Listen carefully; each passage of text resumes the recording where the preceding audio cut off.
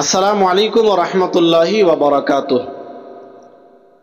অনেকে জিজ্ঞেস করে থাকে যে ইমাম সাহেব কুরবানির পশু জবাই করে দেওয়ার পরে টাকা নেয়, তো এটা নেওয়া জায়েজ আছে কি না।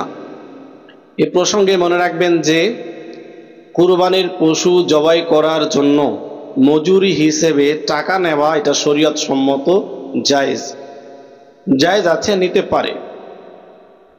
এখানে এই বিষয়টি স্পষ্টভাবে মনে রাখা উচিত যে মজুরি হিসেবে টাকা নেওয়া তো জায়েজ, টাকা দেওয়া তো জায়েজ, কিন্তু মজুরি হিসেবে যদি চায় যে আমি 1 কিলো মাংস দিয়ে দেব মজুরি হিসেবে, তাহলে এটা সম্পূর্ণভাবে নাজায়েজ ও গুনাহ। মজুরি হিসাবে মাংস দেওয়া জায়েজ নেই।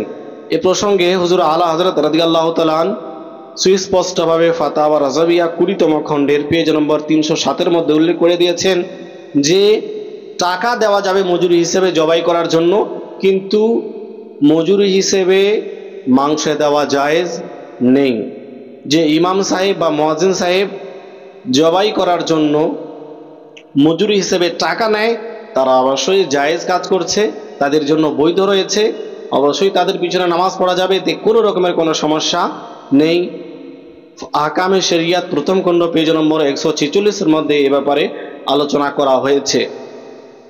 অনেক জায়গাতে ইমাম সাহেব জবাই করে এবং তাকে মাংস দেওয়া হয়, তো এখানে সুস্পষ্টভাবে মনে রাখবেন যে মজুরি হিসেবে যেন না দেওয়া হয়, মজুরির নিয়ত যেন না করে কুরবানি দাতা, কেননা মজুরি হিসেবে মাংস দেওয়া না জায়েজ। হ্যাঁ, আত্মীয়তার ক্ষেত্রে ইমাম সাহেবকে হাদিয়াতান তোহফাতান যদি মাংস দেয় এটা জায়েজ আছে, কিন্তু এই নিয়ত করে এই উদ্দেশ্যে যে ইমাম সাহেব জবাই করেছে বলে মজুরি হিসেবে মাংস দিলাম, এটা শরীয়ত মতে নাজায়েজ ও গুনাহ। আত্মীয়তার ক্ষেত্রে তোহফা স্বরূপ ইমাম সাহেবকে মাংস দেওয়া অবশ্যই জায়েজ ও বৈধ। আশা করি সকলেই বিষয়টি ভালোভাবে বুঝতে পেরেছেন। আসসালামু আলাইকুম ওয়া রাহমাতুল্লাহি ওয়া বারাকাতুহু।